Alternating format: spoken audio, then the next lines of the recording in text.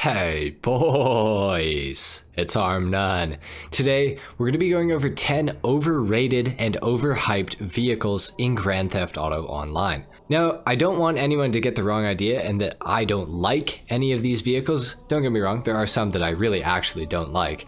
But these are cars that I see people talking about all the time in my comment section and all over YouTube and saying just how good these cars are. And in my experience, the cars themselves are not actually as good as people say they are. So anyway, we're going to go ahead and get started with number 10. The first car that we're going to be talking about is going to offend a lot of people. This is, of course, the Karin Armored Kuruma. Now this thing goes for between $500,000 and $25,000 if you have the trade price unlocked, and $700,000 if you do not have the trade price unlocked. Now I want to be perfectly clear before we get any further into this, before you start typing your comment. I'm not saying that the Armored Kuruma is bad. I'm just saying that a lot of people really overhype this thing. I made a video a little while ago talking about the most armored vehicles in Grand Theft Auto Online, and almost daily I get a comment on this thing asking where is the Armored Kuruma. The reason that the Armored Kuruma is not on the list is because the Armored Kuruma, despite its name, actually has absolutely zero armor. The Armored Kuruma is bullet resistant at best. Now I must say it is very bullet resistant, 95% bullet resistant, so I'm told. But the Armored Kuruma actually doesn't have any armor. This thing will be destroyed by any explosive that touches it or that goes off near it. The Armored Kuruma is not armored. I also get comments all the time asking me, where's the Armored Kuruma on this list? If you don't have the Armored Kuruma on this list, it's worthless, like the list is all garbage. The reason that I don't put the Armored Kuruma on many lists is because this thing is only good against NPCs, and yes, that is a huge part of online, but getting killed by Oppressor Mark IIs is also, unfortunately, a huge part of online, obviously until recently. With the Criminal Enterprises DLC, where we can do things in a solo or invite-only session, that has changed the game quite significantly, but for the most part, I do feel like there are better vehicles out there than the Armored Kuruma. For example, the Insurgent, which costs about the same as this thing without the trade price. And no, it will not protect you from bullets as adequately, but it can protect you from explosives, and it can survive a lot of bullets.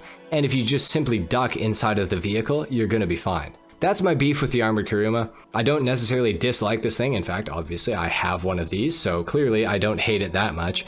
But I see that a lot. People talking like the Armored Kuruma is literally God's gift to Grand Theft Auto Online, and I just do not feel the same way. So that's it for number 10. Let's move on to the next overrated vehicle. Next up on our list is the Grotti Itali RSX. Now yet again, this is another car that I actually do own. This is my car. Obviously, I like it to a degree. Now the thing that I think makes the Itali RSX overrated, this thing is actually fundamentally broken. It suffers from the same unfortunate mishap that happened to the brand new Pegassi Tezeract XO with the downforce bug. Downforce on this car is absolutely non-existent. The spoiler options don't do anything for it, which is pretty trash. Another big problem with the RSX, and a lot of people really love to ride this thing, but this is one of the most expensive cars in the game, coming in at $3.5 million without the trade price and $2.6 million with the trade price. So either way you slice it, one of the most expensive cars in the entire game, which is absolutely nuts.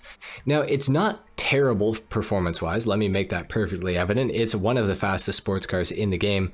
However, a lot of people treat this thing like it is absolutely insanely faster than it actually is. For example, within the sports category, the Itali GTO is actually the fastest sports car in the game around most circuits. Unless the circuit has insanely long straightaways or is just a straightaway, the Ocelot Pariah might be able to beat it. However, the Itali GTO is generally a much better car for racing than the Itali RSX. Overall, it has better performance and it costs $1.9 million, so it is way cheaper than this thing. But a lot of people also think that this thing is in the supercars category. You'd be absolutely shocked at how many times I've been asked, where's the Itali RSX on my top 10 fastest supercars list? People just automatically assume that this thing is a supercar, and it's just not. I mean, I get it, it looks like one, obviously, it probably should be a supercar, but it's in the sports cars class. So I respect it, it's a good car, but the people who love this thing, a lot of the time I find are absolutely delusional. But anyways, still a really good car, just way too expensive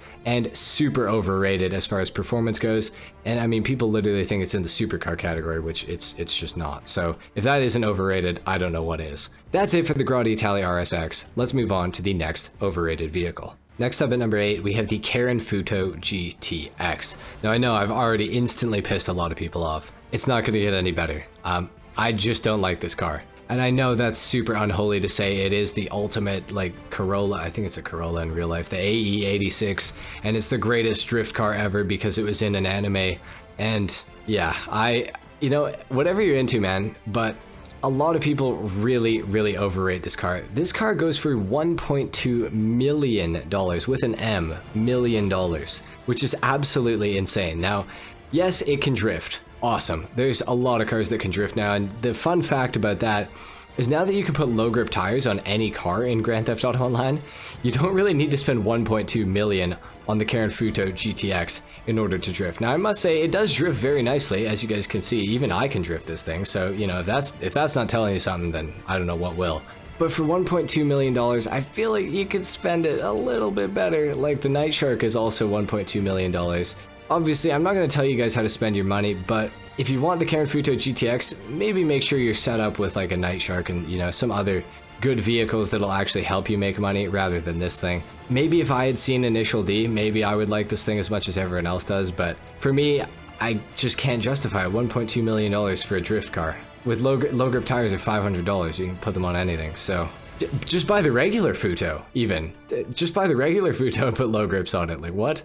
I think the Karin Futo GTX is mildly overrated. Now, it does have lots of customization, which is cool, and you can do many different things to it, but it's just not my favorite car. So that's pretty much it for the Futo GTX. I know that's going to piss so many of you off, but I'm sorry, it's just... Next up at number 7, we have the Ocelot Pariah, coming in at $1.4 million. Now, I gotta say, this car isn't necessarily the most overrated.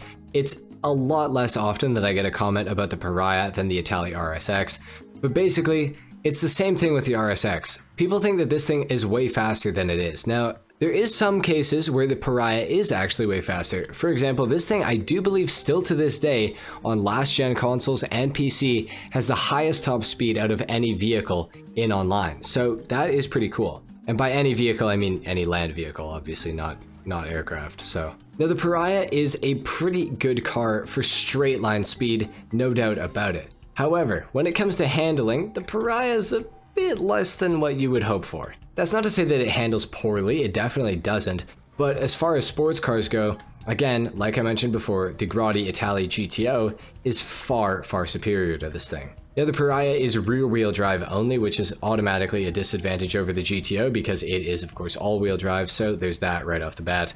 I do like how this car performs, I like how it sounds, I like a lot of things about it, but a lot of people still think that this thing is the fastest sports car in the game on any track, no matter how many corners there are, doesn't matter anything about it. A lot of people still think that the Pariah is the fastest, and a lot of people also think that the Pariah is a supercar because of its top speed, and maybe it should be, it is not. So anyway guys, that's pretty much it for the Ocelot Pariah. It is actually a pretty good car, but I do feel like it is slightly overrated in GTA Online. People really like to ride this thing, but it's just not exactly the best car. It's very good, don't get me wrong, it's not exactly the best. So that's it for number 7. Let's get on to number 6. Next up at number 6, we have the Karin Calico GTF. Now this car goes for $1.5 million if you have the trade price unlocked, and about $2 million if you do not have it unlocked. Now the Calico is actually a pretty good car, I must say. However, a lot of the community really likes to meat ride this thing super hard. Now the Calico, it's a good car. Do not get me wrong, please do not get me wrong. But it's not as good as people say. This car has pretty terrible understeer. That is one of the main things that I have a problem with the Calico. The understeer on this car it's quite intolerable a lot of the time. And I personally don't use the Calico for racing. I actually use the Emperor Vector or the Karin Sultan RS Classic. The Calico is good, it does accelerate very quickly, and it has a pretty decent top speed. However, I do find that the handling of this vehicle is just not quite sufficient for the price tag.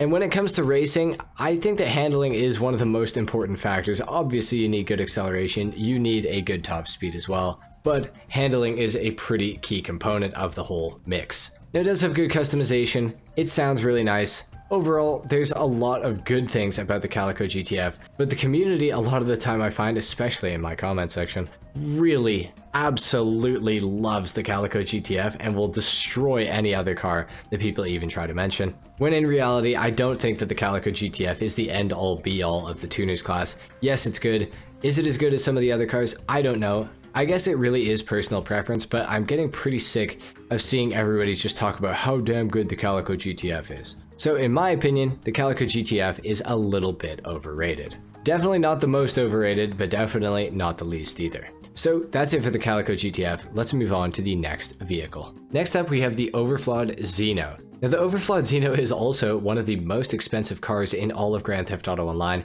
However, the price for the performance is a little bit high in my opinion. Now, the Overflod Xeno is not even close to the top 10 fastest supercars in Grand Theft Auto Online. Yet it has a top 10 most expensive cars in the entire game price tag as far as non-weaponized vehicles go, and aircraft of course. Now don't get me wrong, the Xeno has relatively good handling, it also has decent acceleration, it's got an okay top speed, but none of it somehow adds up to the car being any good. And it's really unfortunate because I tried to like the Xeno as much as possible. There also used to be a pretty major issue with this car. If you literally changed the color of the mirror or changed the mirror option on the car at all, the car became completely undrivable. Whenever you would hit a bump, the car would just launch up uncontrollably into the air and stop you from being able to drive. Now, do you need to change the color of the mirrors? No. But should you be able to? Yeah, probably, without the car spontaneously combusting. Overall, the Xeno for $2.8 million, I do not feel like this car is worth the price at all whatsoever. It's a decent car, but for 2.8 mil, there's so many things that you could buy instead of a Xeno that would benefit you a lot more than this thing ever would. So that's pretty much it for the Xeno. Let's move on to number 4. Next up in number 4, we have the Visser Neo coming in at $1.9 million. Now, the Visser Neo is rated as one of the fastest sports cars in Grand Theft Auto Online, somewhere within the top 10, and I personally don't understand for the life of me how this thing is within the top 10 fastest sports cars. I tried to like the Visser Neo, but unfortunately I have not been able to convince myself that this is a good car. The handling is pretty annoying at best, I would say. It does have a pretty slight oversteer bias to this car, but the oversteer bias is so weird. The car doesn't drift, it just kind of like lumbers around. I don't know how to describe how bad the handling of this car is, but for $1.9 million, the handling is absolutely unacceptable.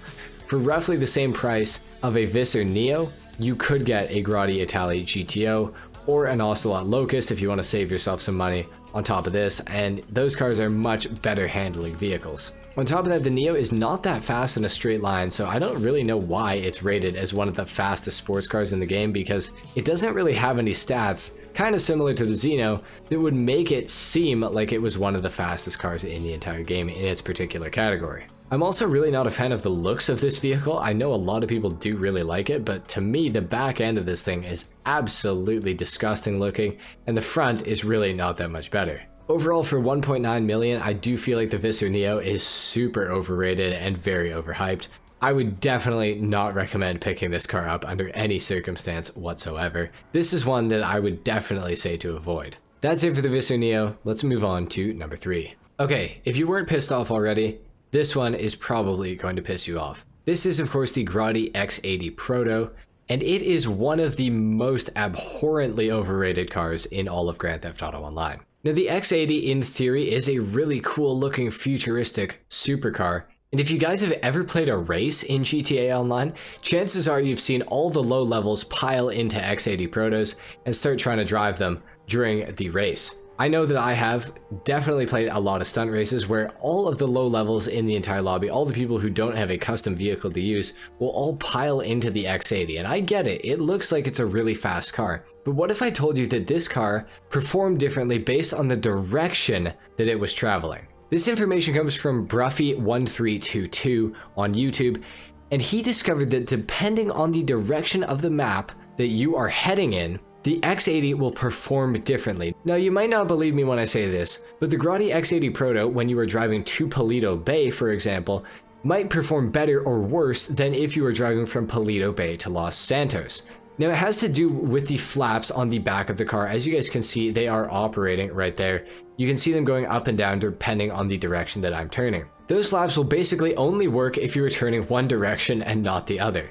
So if you're heading this way on the map, they might work if you turn right, but they might not work if you turn left. So the downforce value of the car is dependent on the direction that you are going. Yes, this is true. I know it might be hard to believe, but it is the absolute truth, I can promise you. Now, it's pretty hard to feel this and actually put it into a video where you guys will be able to notice, so I would recommend going and checking out Bruffy's video on the matter if you are interested to know more. Now, the X80 on top of this goes for $2.7 million, making it one of the most expensive cars in the game, and yet again, very similar to the Overflod Xeno, it is not even close to the top 10 fastest supercars in Grand Theft Auto Online.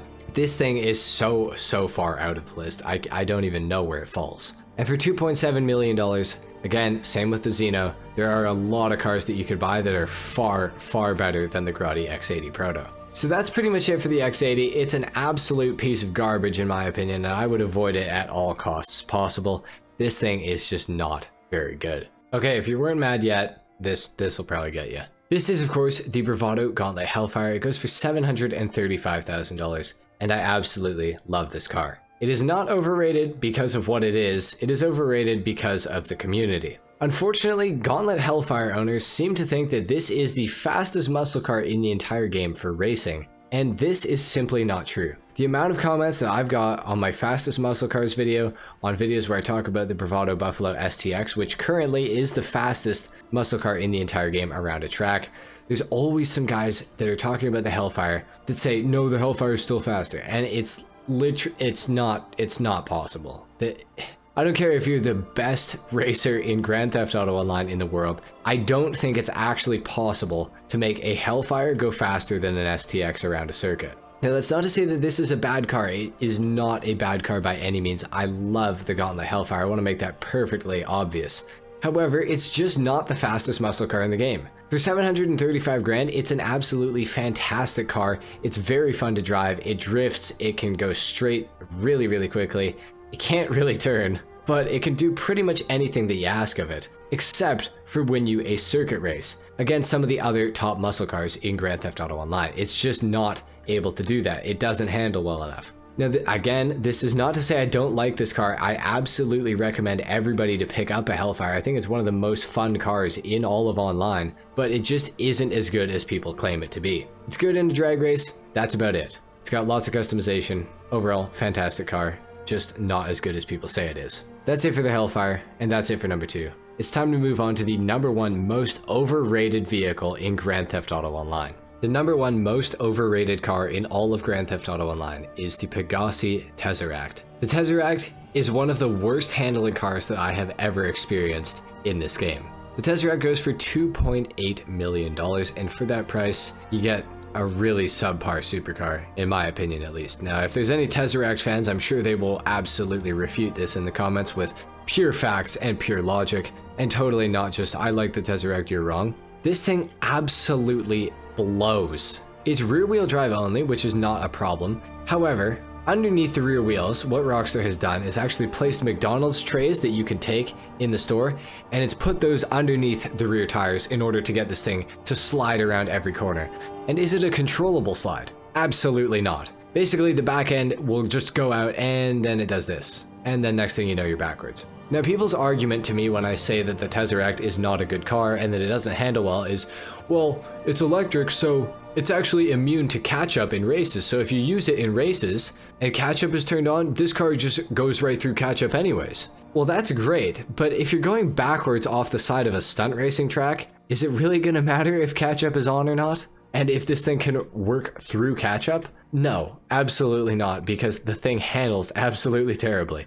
The only way to get this thing to handle decently is to go way too slow through every corner and then you just get past. So it's just not a good car. And I know it's a futuristic Lamborghini car, which, like, obviously greatest thing ever. It looks like a Hot Wheel, so of course little kids really like this thing, but it just isn't a good car. Now, if you like the Tezeract, that's fine. You do not have to sell it. I know this is probably crazy to hear if you are a Tezeract fan, but just because I don't like the Tezeract does not mean that you have to sell yours. I simply believe that for the vast majority of players in online, the Tezeract is not a good vehicle to own. And I do believe that Tezeract fans really overrate this thing, like so extremely heavily. Now again, if you like the Tezeract, that is fine. Enjoy your Tezeract, do whatever you want with it. For most people, the Tezeract is not going to be a very good car to own. So anyway guys, there you have it. Those are the 10 most overrated and overhyped cars in Grand Theft Auto Online, in my opinion, which is of course factual. If you guys enjoyed this video, if you agree with me, a like is of course appreciated. If not, dislike. Subscribe if you guys are new, and I will see you all in the next video. Until then, take care. Peace.